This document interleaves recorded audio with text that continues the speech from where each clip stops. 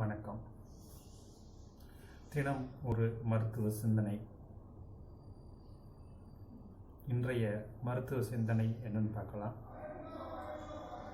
அதாவது நாம் தினந்தோறும் ஒரு மருத்துவ சிந்தனைங்கிற அடிப்படையில் இப்பொழுது நாம் பார்த்து கொண்டிருப்பது சூரணம். எளிமையாக நமது வீட்டில் உள்ள பொருட்களை கொண்டு சுத்தப்படுத்தி அதை சூரணமாக்கி நமது உடம்பில் இருக்கக்கூடிய அந்த குறைபாடுகளுக்கு இதை எப்படி மருந்தாக உட்கொள்வதுங்கிற அடிப்படையில் தினம் ஒரு மருத்துவ சிந்தனைகளை நாம் பதிவிட்டு கொண்டிருக்கின்றோம்.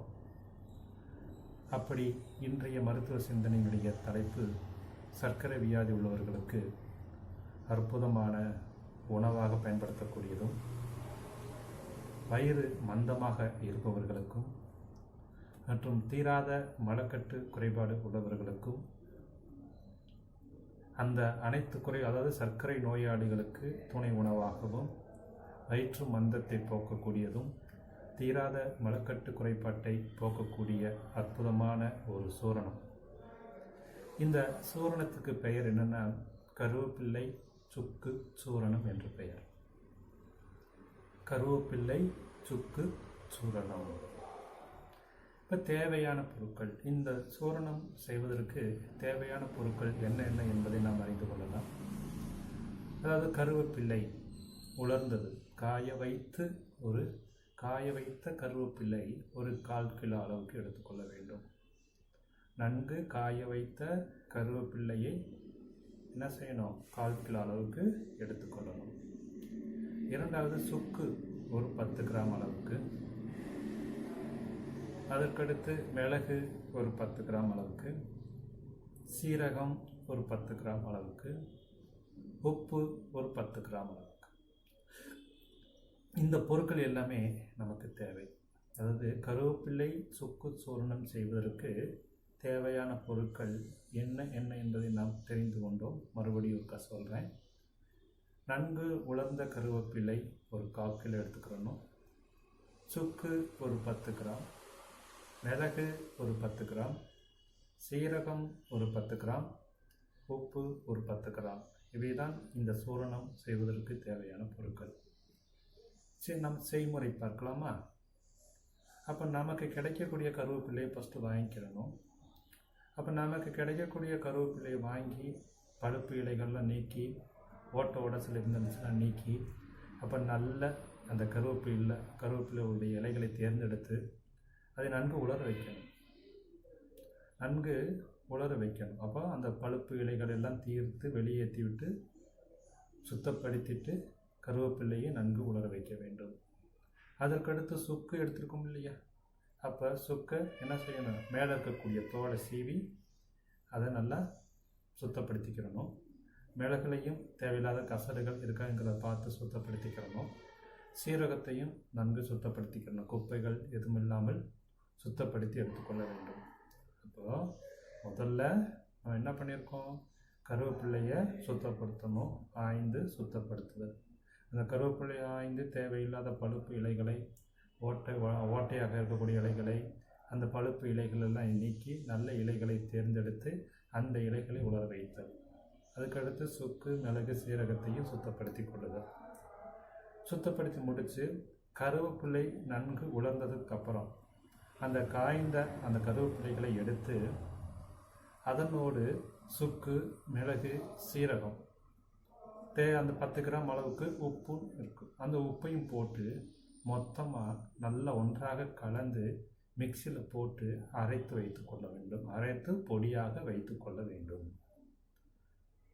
இப்போ முதல்ல அந்த நன்கு காய்ந்த அந்த கருவேப்பிள்ளையை எடுத்து அதில் வேல் தோல் நீக்கிய சுக்குவை சேர்த்து, மிளகையை சேர்த்து, சீரகத்தையும் சேர்த்து, அந்த உப்பையும் சேர்த்து அனைத்தையும் ஒன்றாக கலந்து அரைத்து வைத்து கொள்ள வேண்டும்.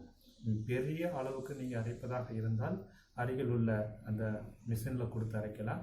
நமக்கு வீட்டுக்கு தேவையான பொருட்களை நாம் அரைத்து கொள்வதற்கு நமது வீட்டில் உள்ள மிக்சியை பயன்படுத்தலாம். அப்போ இந்த பொருட்கள் அனைத்தையுமே மிக்சியில் போட்டு நன்றாக அரைத்து பொடியாக்கி வைத்து கொள்ள வேண்டும்.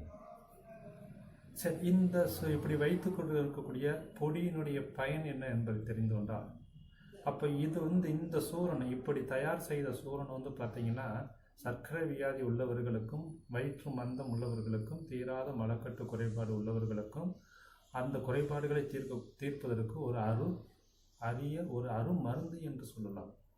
அவ்வளவு வேலைகளை செய்யக்கூடியது தான் இந்த கருவேப்பிலை சூரணம். இதை எப்படி சாப்பிடும் முறை என்று கேட்டால், இந்த பொடிகளை தயார் செய்து வைத்துக்கொண்டு தினந்தோறும் சாப்பாடு, சுடு சாப்பாடு இருக்கு இல்லையா, அந்த சுடு சாதத்தோடு எப்படி நம்ம பருப்பு ஊற்றி சாப்பிடுவோம் இல்லையா, அது மாதிரி அந்த சுடு சாதத்தோடு இந்த பொருட்களை, இந்த பொடியில் இத்தனை பொருட்களை கொண்டு செய்த அந்த பொடியை எடுத்து சுடு சாதத்தோடு நன்கு பிசைந்து தொடர்ந்து சாப்பிட்டுக்கிட்டு வந்தோம்னா சர்க்கரை குறைபாடு உள்ளவர்களுக்கு இது அற்புதமான ஒரு மருந்தாக அமையும். வயிற்றில் அடிக்கடி மந்த பிரச்சனை வருவர்களுக்கு அந்த மந்தத்தையும் தீர்க்கக்கூடிய அற்புதமான மருந்து இதுதான். எளிமையான வீட்டு மருந்து. தீராத மலக்கட்டு பிரச்சனை உள்ளவர்களுக்கும் அந்த மலக்கட்டை போக்கக்கூடிய அற்புதமான ஒரு மருந்து இதுதான். அப்போ சர்க்கரை வியாதிக்கும் மந்தத்துக்கும் மலக்கட்டை நீக்கவும் இந்த 3 குறைபாடுகளை தீர்க்கக்கூடிய ஒரு அற்புதமான சூரணம் கருவேப்பிலை சுக்கு சூரணம். இன்றைக்கு நாம் என்ன செஞ்சுருக்கோம், அந்த கருவேப்பிலை சுக்கு சூரணத்தை செய்வது எப்படி, பொருட்களை தேர்ந்தெடுப்பது எப்படி, சாப்பிடக்கூடிய முறை எப்படி என்பதை தெரிந்து கொண்டோம். இதை நீங்கள் உங்கள் வீட்டில் செஞ்சு சாப்பிட்டு பாருங்கள். இது அந்த குறைபாடு உள்ளவர்கள் தான் சாப்பிட வேண்டும் என்று கிடையாது. ஏனென்றால் நாம் சொல்லக்கூடிய அனைத்து பொருட்களுமே ஆரோக்கியமானவர்களும் சாப்பிடலாம், உடலில் குறைபாடு உள்ளவர்களும் எடுத்துக்கொள்ளலாம். யாருக்கும் எந்தவித ஒரு தீங்கும் உண்டாகாது. நீங்கள் எடுத்துக்கொண்டிருக்கின்ற மருந்துகளோடு இதை ஒரு துணை உணவாக நீங்கள் எடுத்துக்கொண்டே வந்தால் நிச்சயமாக உடலில் ஒரு நல்ல மாற்றத்தை உண்டாக்கும். அப்போ இந்த கருவேப்பிலை சுக்கு சூரணத்தை செஞ்சு அதனுடைய பலனை நீங்கள் என்ன செய்யலாம், உணருங்க.